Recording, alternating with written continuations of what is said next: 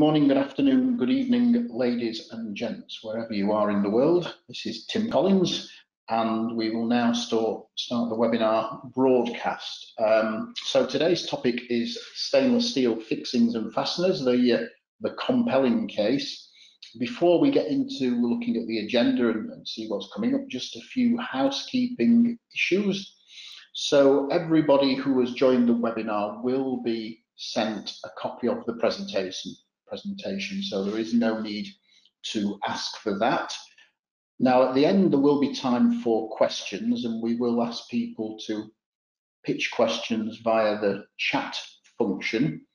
And if we don't have time to handle all questions, any questions that we don't get the opportunity to respond to in this webinar session, people will get a response by email. So everybody will get an answer, that is guaranteed. And if any questions pop into anybody's head after the webinar itself, you can always send me an email as well. And one final thing, the presentation with the video will be placed on our YouTube channel as well. So if people want to re-watch things, you will have the opportunity to do that also. So I hope that's all clear, and it's a pleasure to welcome everybody today to this webinar. So here is today's agenda. So I'll start with a little preamble that sort of sets some aspects of what I want to talk about, and then we'll have an introduction to the session itself. I am going to discuss a number of challenges associated with fixings and fasteners, those being galvanic corrosion, crevice corrosion, inappropriate fixing selection, something called thread galling, which some people may well be familiar with, others less so. And then after that, show a couple of installation mistakes or errors, and then round off with a summary before talking going over to Q&A. So I hope everybody's comfortable with that. So first of all, we'll start with the preamble, and we're going to delve into Japanese for a moment, because the Japanese word muda is a word that means waste, or more specifically, any human activity which absorbs resources but creates no value. And I guess many times in our lives we've experienced something like that. Now there are some examples of what this really means, and they are mistakes that require rectification, whether that's in production operations, installation operations, service areas, those sorts of things. There's also the notion of production of items that nobody actually wants.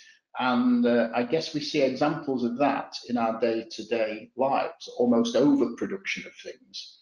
Then there are process steps which aren't actually needed. And that's a very interesting thing, because I guess are touching each other. Tasks that are carried out are actually needed. But when you start to look at things in detail, you generally find there are 10 to 20% of tasks that really aren't needed and can be avoided. And then one of my favorites, product tourism, the notion of moving things much, much further than is really needed. And I think that's been something that has developed over recent decades. Now today, we're only going to focus really on the first of these waste topics, the notion of mistakes. And fixings and fasteners will be the vehicle to illustrate that concept, and I hope I do that quite eloquently.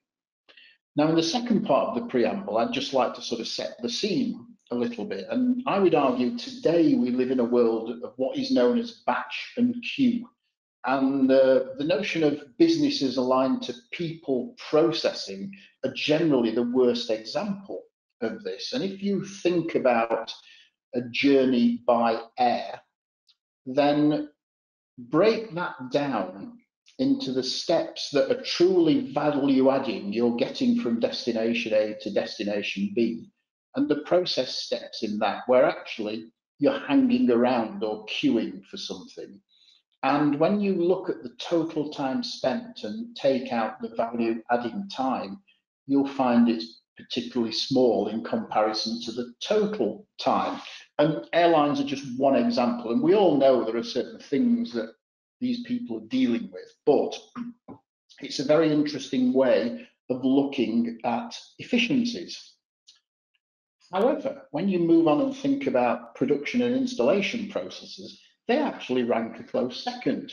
There's a lot of waiting time and a lot of unnecessary things going on. And just to sort of try and put this in context, I'd like to reflect for a moment on the automotive industry, which I think most people will understand, have adopted principles like just in time for decades. Well, what is really interesting is that when you look at the automotive industry in its entirety, from the tier 4 suppliers right through to the distributors, the total inventory has not really changed in over 40 years of just-in-time and lean thinking principles. The assembly lines themselves have done a fantastic job, but upstream and downstream, you've got lots of inventory. That's a classic example of batch and queue. So we're going to talk about installation, but I just wanted to put things into context. So today I'm going to focus on mistakes that require rectification, fixings and fasteners being the illustrative components. And it's important to understand that these mistakes that I'm going to illustrate are not really caused by poor performance or deliberate errors of people.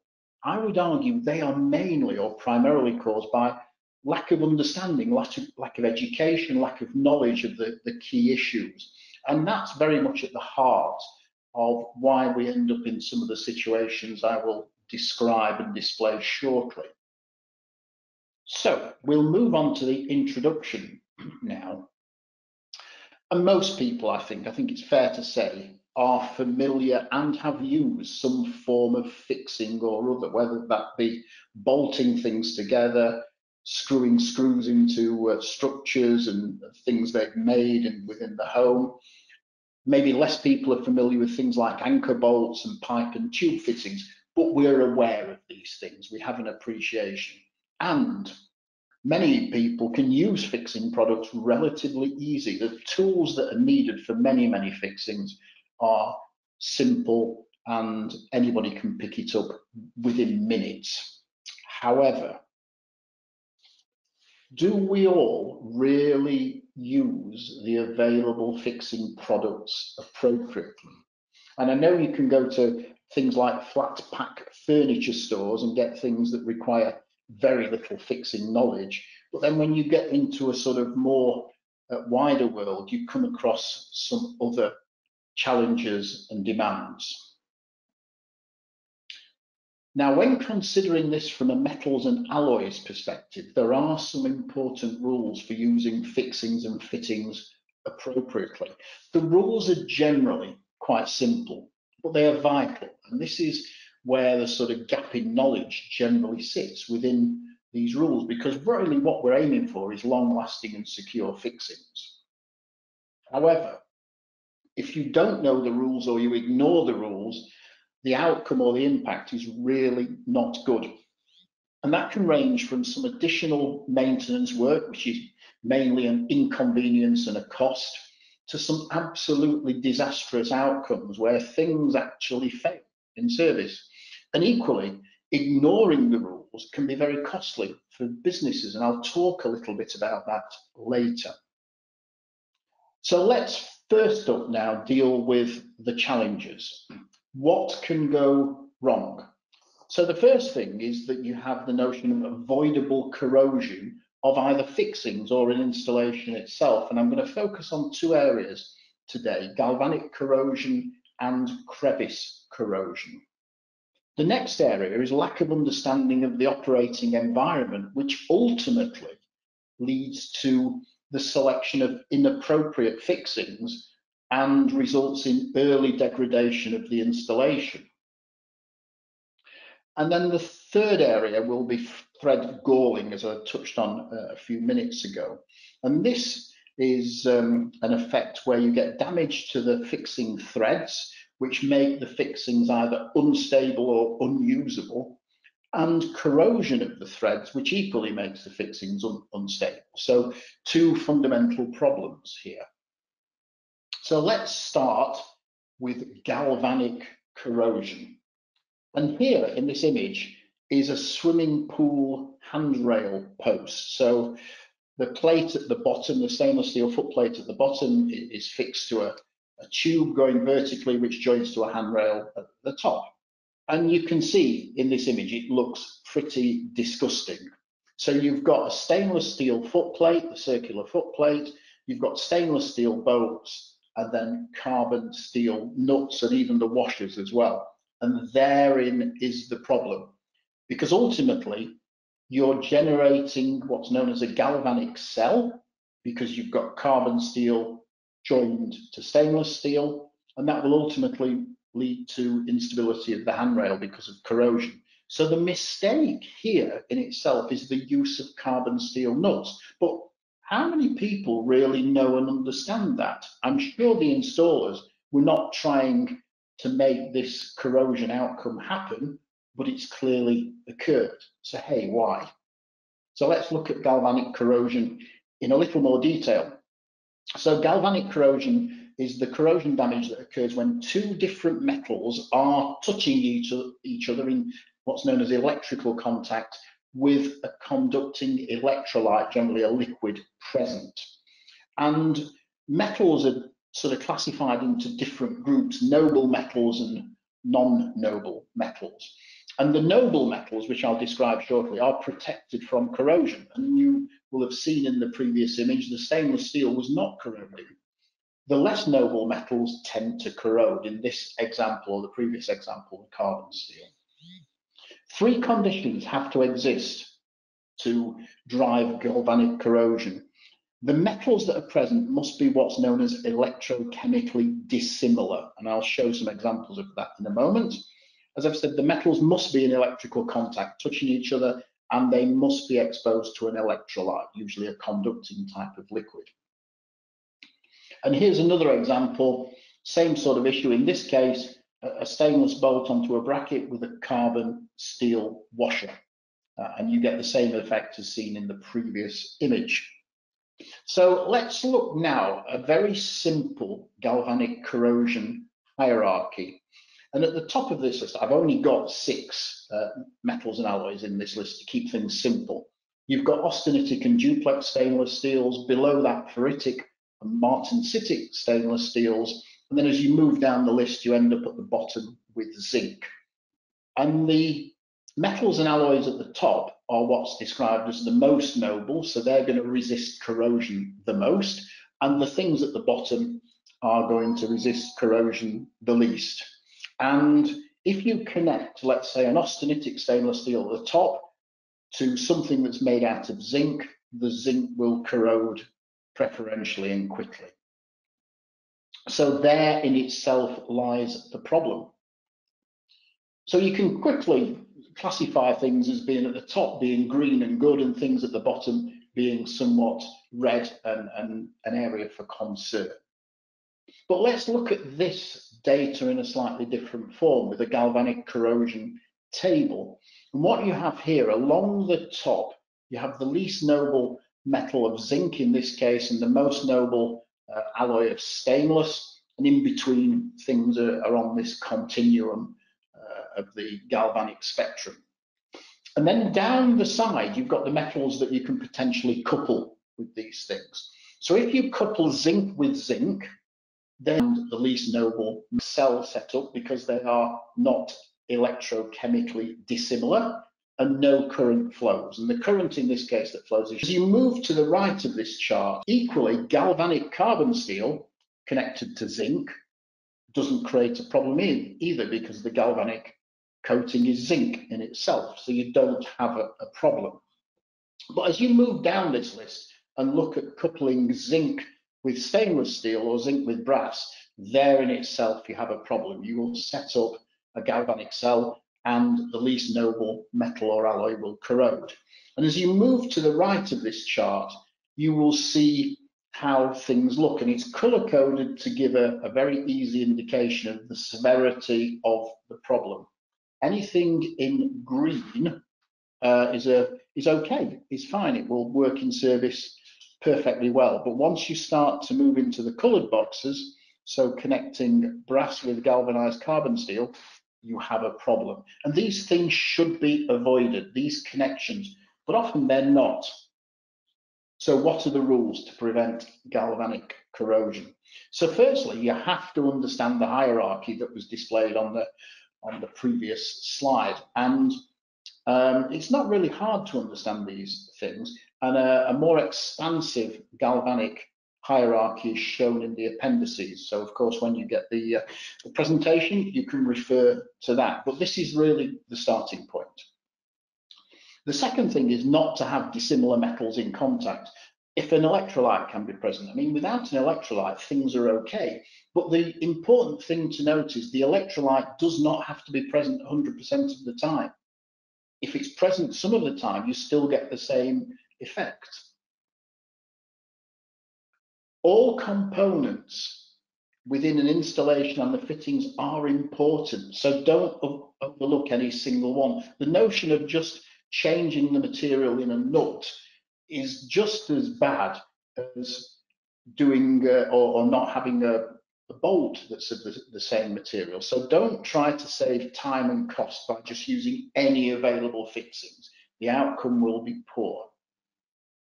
And then taking shortcuts with installations can have serious future consequences. You have to remember that, because galvanic corrosion in itself is really not very hard to prove. So an installation company that creates a failure can be liable for those failures.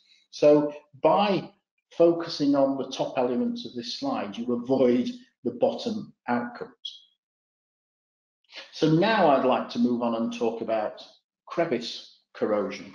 And in this opening example here, we have a retrofitted handrail. And within the installation, there are several crevices to be seen. And they're all showing crevice corrosion, so it's quite easy to spot. First and foremost, you have the crevice between the nut that's just off center, to the left of center, and the side plate to which it's affixed. So you can see the corrosion that is occurring there.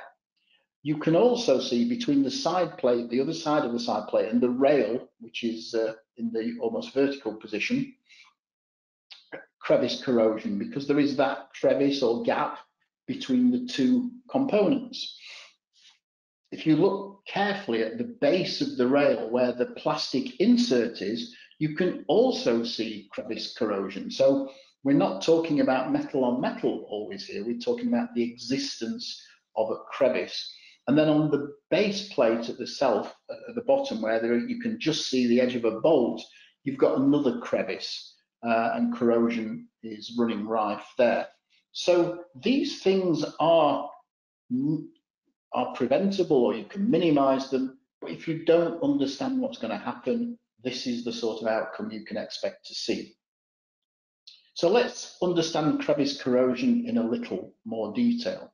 So a crevice is defined as a confined space, and a few examples of that are gaps in and contact areas between material parts. So in the image shown here, you've got a crevice between the washer and the substrate material, and arguably there is a crevice between the nut and the washer as well, although the corrosion is not as evident there.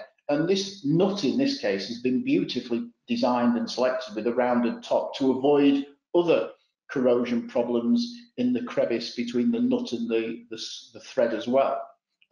So there's been, I don't know whether some thought put in this example, but certainly all the crevices are not eliminated. Then you've equally got spaces under gaskets and seals, and these are things that are often non-metallics. So you've still got a crevice and it will still encourage corrosion. If you've got anything in an installation that is cracked or has a seam, that's equally a crevice and will cause problems. You can have spaces that are just filled with deposits, and crevice corrosion will occur under those deposits themselves. And then you can just have things like sludge piles that are in contact with materials that can corrode and creates a crevice and drives corrosion.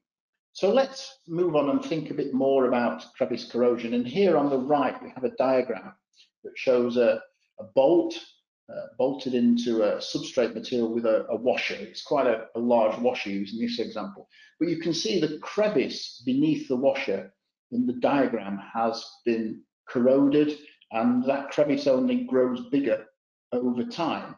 So you can look at almost the starting point in the image below and see that you've got corrosion in that crevice that looks pretty harmless at this stage, but over time it will get worse and worse.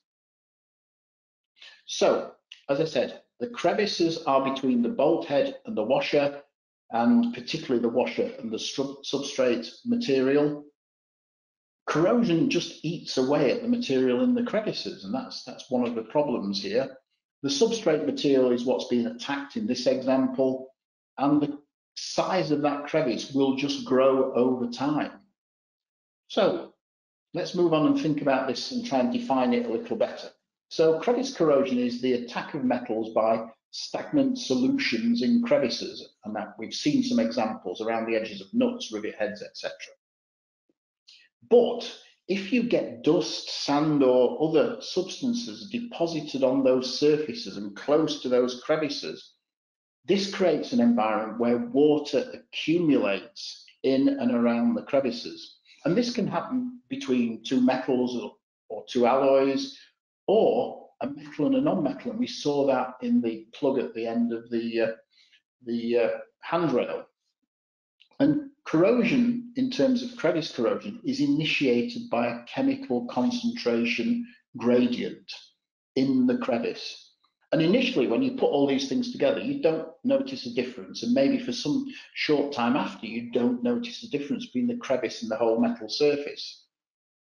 But then the crevice becomes depleted in oxygen. And this is a key, because that drives electrochemical reactions in the crevice. And what happens is generally something like the chloride concentration increases and surface passivation cannot occur. Now, surface passivation is really important to provide corrosion protection, particularly in metals and alloys like stainless steels, titanium and its alloys, and aluminium and its alloys, because these are the main passive film materials that have this oxide layer that prevents corrosion. So if you sort of destroy that oxide layer and don't allow it to reform, because you've got a depletion in oxygen, you've got chemicals in there that naturally sort of destroy the passive layer, you're in serious trouble. So the metal faces in that crevice then undergo uniform corrosion.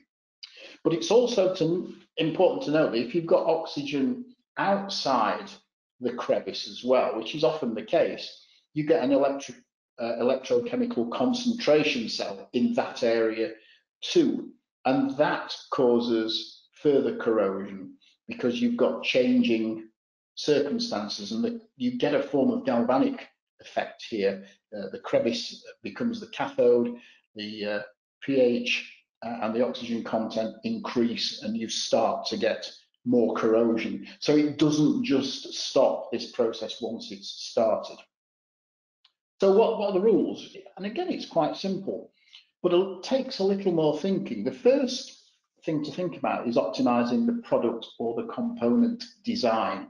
So if you can minimize joints with fixings as far as it's practicable, that's a good thing to do, but it's not always we're not always able to do that, and it's not always sensible to do that. But the other area is, if you've got joints, design them in a manner that will allow them to be drained and they don't accumulate things. And when we talk about drainage, it also sort of links to the notion of cleaning these things. Cleaning crevices is really important too. That's the next point up, because you have to remove the deposits. So designing your crevices for drainage and cleaning is really important. And when I talk about cleaning, I don't mean wiping down with cleaning materials. I mean things like pressure washing, because these deposits become sort of quite embedded into the crevices, so you need to be able to get them out. But equally, you have to think about material selection, and this is appropriate to the operating environment. If you Choose a material with coatings, particularly when you're using fixings. The coatings will fail. I mean, coatings do fail over time naturally anyway. But once you start applying a bolt, even if it's a coated bolt, to a substrate material that has a coating, you are starting to damage the coating with the installation process and the tightening process particularly. So if you think about the passive film materials, and particularly stainless steels, they will give you a much better chance. It doesn't mean you don't have to clean the crevices. It doesn't mean you don't have to think about the product or component design, but starting with a material that gives you the best corrosion resistance reduces all the risks and the challenges that will inherently come. So let's move on now to the notion of inappropriate fixings selection. And this image here is a coated steel product that is, I guess, some kind of paneling or roofing, and you can see at the joint between the two corrugated layers, there's already quite a lot of corrosion, and around the two fixings that are visible towards the top of the image, you've got some classic corrosion going off too. So the mistake of inappropriate fixing selection often results from not understanding the operating environment, and this is particularly important. And when you think about operating environments, there are a number of things that can exist, and this is not necessarily an exhaustive list, but gives at least a hint of what you need to think about. The presence of corrosive media, whether that be chlorides, acidic media, which could be CO2 carbonating and becoming sort of acidic or acid rain in itself, media that damage coatings like grits and dust, or significant changes in operational temperature over time, which causes things to expand and contract, and you get a sort of rubbing or abrasive type effect between components in the installation. And then there's the embedded, the mindset approaches. Well, we always use material A for this type of application. This is a common embedded thought process in many organizations, not thinking about the operating environment because a standard practice and a standard material choice exists. And these things need to be challenged, and questions need to be raised about these sort of approaches. So I'd now like to illustrate inappropriate fixing selection with an example. And here we have a corrugated roof, and it's in an outdoor environment. So the first thing we know is rain is going to be pretty much inevitable. That rain, thinking about it, could be acidic, particularly if you're in an industrial area. The second thing to know is it's a galvanized roof. You can see some corrosion already, but this is a galvanized roof installation. And if you look at the areas identified by the three circles, you can see corrosion of fixings or corrosion around those fixings. And this should be no surprise. You've got a material with a coating, you've tightened fixings onto it, and the coating will have already cracked to some degree. So with this choice, you're inviting corrosion. What's interesting is if you look below these orange circles in the diagram, you will see some galvanized fittings in the corrugated roof. So there's been some smart material selection, even though I'd be concerned about the galvanized coating cracking, and then some poor choices here as well. And that brings another interesting set of questions. So why use some non-galvanized fixings? Was it a lack of understanding? Was it something else? I would suggest it's probably a lack of understanding, that people don't appreciate what can happen. And you've got, in this case, both galvanic corrosion and crevice corrosion together. So you've created crevices, but you've also got the galvanic effect because you've got a carbon steel fixing onto zinc, and that's going to create a great galvanic effect. So ultimately, you'll get holes in the roof and you'll get leakage, and this all could be avoided. Now, what are the drivers for inappropriate fixing selection? Often, upfront cost is the biggest single driver. And I'll give an example of that from the food and drinks industry. So a food company made a selection of, it was a stainless steel, a 304L austenitic stainless steel for a particular part of their process plant. And in this part of the process plant, there were quite a high concentration of chlorides. Now, when chlorides are present and you have a 304L stainless steel, you are inviting corrosion of the stainless steel because it's not designed to resist high chloride content materials. And the other option was to choose a 316L stainless steel containing molybdenum, and that would have solved the problem. But because the procurement department of this company and the maintenance department of the company were not talking to each other and had their own budgets, the procurement department went for the lowest cost stainless steel. So they knew it had to be stainless, but they didn't understand the environment. So they selected 304 for all the components, and every few months, this part of the process plant had to be stopped. A maintenance company brought in to deal with what was known as the pitting corrosion failures, in this case, within this part of the process plant. And the cost to the maintenance department was huge. And had these people talked together, they would have selected at the start 316 that wouldn't have corroded in the same way because it resists chloride corrosion or pitting corrosion, and they wouldn't have had the downtime. So this lack of understanding in this context is a great example here. Now, the other thing is, when you're choosing materials, there are some materials that are low cost and are widely available, so people go for them. And I understand that because this upfront cost is this big driver for choosing inappropriate materials. So what's widely available? Excuse me a moment. The impact of poor fixing choices is not understood as we've discussed. Now, from a flip side, the benefits of stainless steel are equally not understood. People know a little bit about corrosion resistance, but they don't know about the benefits of high strength grades. That you can reduce the weight when you're choosing high strength stainless steels by 25 to 30%. Excuse me. So then on a cost basis, the material cost drops significantly.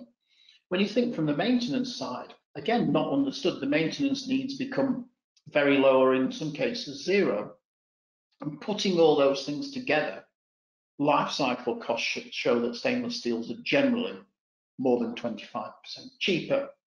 And I'll illustrate that now. Excuse me a second.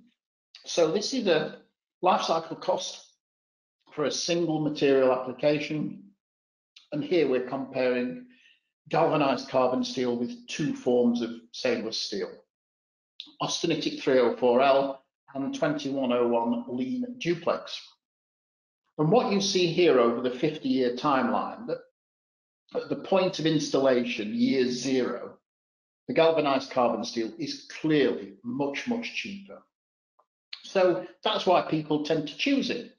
But within about 9 or 10 years, the total cost has started to switch over, and the galvanized material becomes more expensive. And by the time you get to the end of a 50-year life, and for buildings and significant installations, you should be looking at least this lifetime, probably much longer. But the difference between the lines is huge. Now, so the small benefit that appears to be in place in year zero is quickly lost. And at the end of the sort of design life, in this case of 50 years, you end up handing over a lot more cash out of your business than really you'd want to keep the thing maintained. It's not to say that stainless steels don't need some level of cleaning and maintenance. Of course they do too. They require care, but it's much, much less. So thinking about inappropriate selection, what are the rules? So start with the operating environment. It needs thinking about. Is corrosion likely? Is surface erosion likely? What's going to happen now and also in the future? We're in a situation where climate features are changing for us, so we have to think now and into the future. how long does the installation need to operate for? We shouldn't be thinking about the here and now. We've got to think life cycles. Coated products will all fail. They do fail. You think about just painting. Ultimately, you have to repaint things. So why do we think first about selecting things that are naturally going to fail? Tightening fixings onto coated products will damage the coating, no doubt about that. We shouldn't use dissimilar metals for installations and the fixings, always the same metal.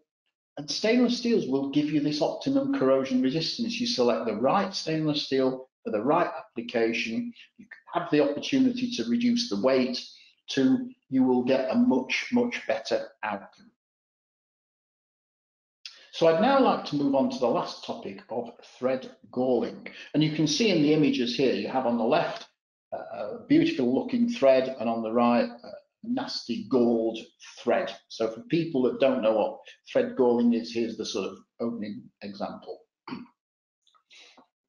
So thread galling is primarily associated with fasteners made of stainless steels plus also aluminium and titanium. So the passive film group of metals and alloys, but not exclusively. So it's primarily in this box, but not exclusively.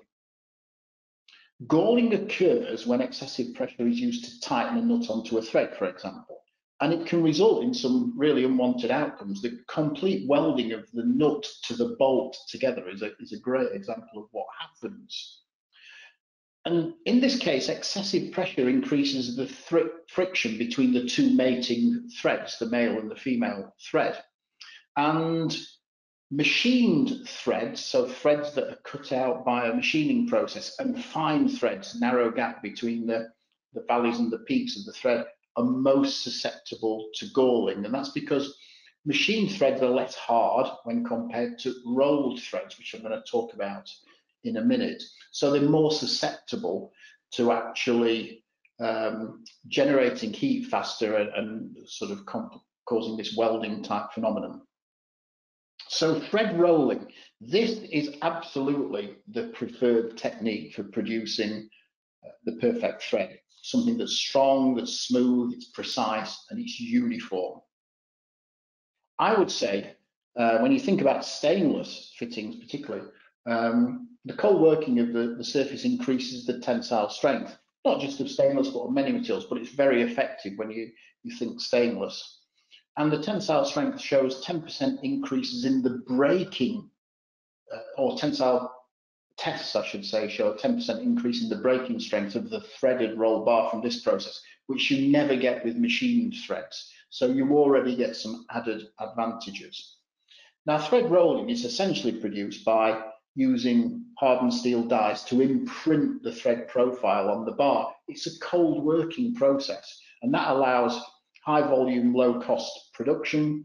It improves the tensile strength of the metal, so not what I was talking about previously, by some 30% plus compared to machining. And the material undergoes hardening during the formation, as I've described, which improves the fatigue strength as well significantly. But also you get a very accurate or highly accurate thread form, which is something that reduces the opportunity or chance of galling.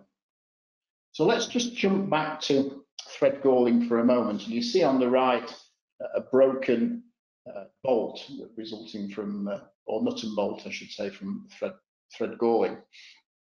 And during the fastener tightening, you get this notion of pressure building between the contact and the sliding thread surfaces. And where you've got passive film materials, it causes this oxide protection to break down.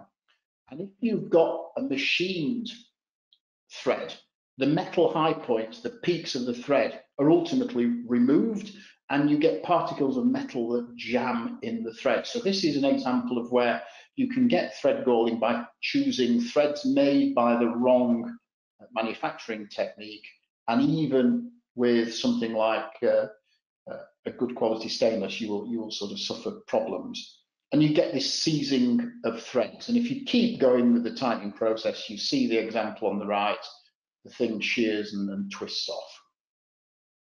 So how do we prevent thread galling? Well, firstly, slow down. Slowly tightening nuts solves the problem because you don't generate as much heat.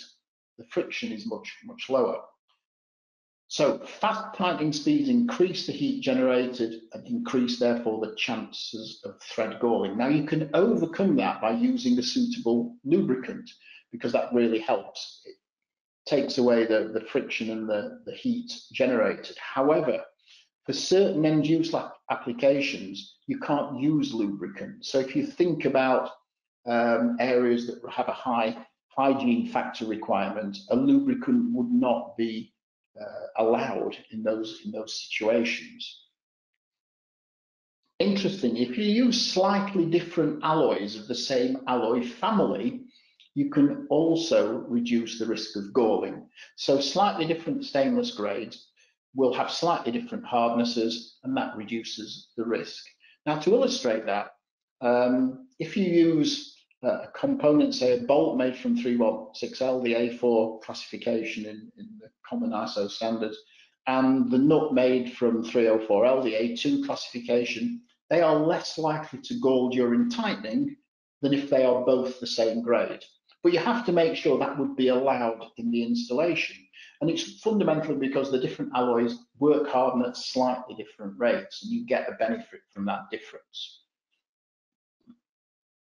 So let's move on now to examples of fixing mistakes. I'm going to start with perfection, because perfection still has a couple of challenges to think about. So this image of a men's urinal is a perfect example. It's all stainless, even down to the fittings. So fully constructed from stainless, the wall bolts that you see at the top of the urinal are stainless. The pipe fittings going up from the urinal are all stainless. So this is perfect. This is what we're really looking for. And this is perfect because you have to think that human urine is slightly acidic. It also contains chlorides. So you've got a number of features that can cause corrosion here. Now, I'm assuming there's some kind of automated flushing of the urinal, and that's great for clearing off the acidic residue and the chloride residue. Ensures they don't linger. However, because you tend to get splashing as well, regular cleaning is needed. And when I say this is perfection, there's still one or two tricky things. So around the bolts at the top, you can see you've got crevices. Around the fittings of the pipework, you have crevices. And if equally you look at the corners of the urinal, there are crevices there. So there still is an opportunity for crevice corrosion to occur, and regular cleaning, paying attention to those areas, and particularly using some kind of high pressure water spray will really help. But what can go wrong? Let's stay with the theme of men's urinals, because this is a classic case in point. So you will see here that brass flushing fittings have been applied to this urinal. So you've now set up with a stainless urinal, a galvanic cell in two locations. Stainless fittings should have been used here, and you can see the corrosion on those flushing fittings. But equally, you've got crevice corrosion lower down. So towards the bottom of the urinal, you've got crevices, and this will be subject, as I said a moment ago, to regular splashes, and it's not been cleaned appropriately. It may have been wiped down or something, but that doesn't get all the gunge and stuff out of the crevices. So it's important, as I said, to sort of pressure wash these things. The regular flushing does so much, but these things are avoidable and haven't been addressed properly. Mistake 2 is quite simple as well, but is very interesting. So here, you've got the use of mild steel washers below the nuts. So you've got a stainless bracket, so it doesn't just stop, but below that, mild steel washers. So again, you've got galvanic corrosion, perfectly preventable. And these washers are small, so you can almost argue you're getting a crevice within them too to deal with. But then look at the bracket. The bracket is splattered with rust spots. And that's probably because of iron contamination on the surface of the bracket, which would mean, oh, sorry, I'm jumping forward, which would mean it's likely been due to preparation in an unclean area where carbon or mild steels have been processed as well, and it's picked up the iron contamination from that. So processing stainless as well is important to have these clean areas to ensure you don't get iron pickup and this extended corrosion from phenomenon that is really avoidable. So I'd like to wrap up now with a summary. The summary is in two parts. So firstly, fixings and fasteners are important components in all installations, and they should never be some kind of arbitrary choice that just allows you to complete a piece of work. The fixing and fasteners material selection is vitally important to avoid future problems. If you're choosing fixings, make sure they have rolled threads, not machined threads. Fixing and fastening material should always be the same type as the material of the primary installation. Don't put yourself in the galvanic corrosion box. Understand the operating environment to ensure you select the correct materials, and when you're applying fixings, the speed at which you apply it is really important. There is no need for speed. Stainless steels offer affordable, long-lasting solutions for both installations and fixings. You know, we have to think now from a life cycle perspective. That's really important, and that means stainless has become really important materials. The upfront costs, I've said, may well be higher, but the life cycle cost is certainly going to be lower. We need to think long-term to make the best decisions. If you buy cheap, you'll pay twice, or even more, even worse than that. And if we want to present this notion of muda, we have to think differently. We have to think about resilient materials and get as close to the notion of fit and forget as we sensibly can. And I would argue, of course I'm going to argue, stainless is one of the most resilient materials out there and will serve you well in many applications as long as you select it and follow the rules. So with that, I'd like to thank everybody for their attention and ask if there are any questions.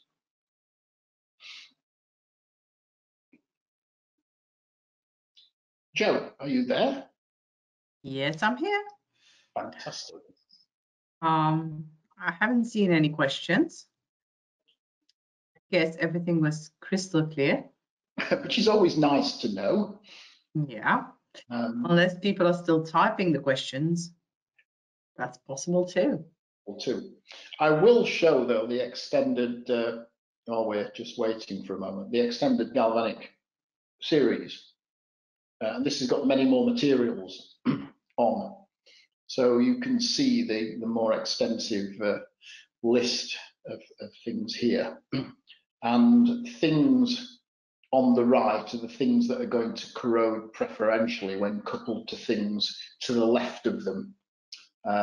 So this is really a helpful guide to say, hey, if you're going to choose a 304 stainless, which is just left of middle, and you're going to couple it to a low alloy steel, you are inviting corrosion problems. So this is the expanded list that comes with the presentation.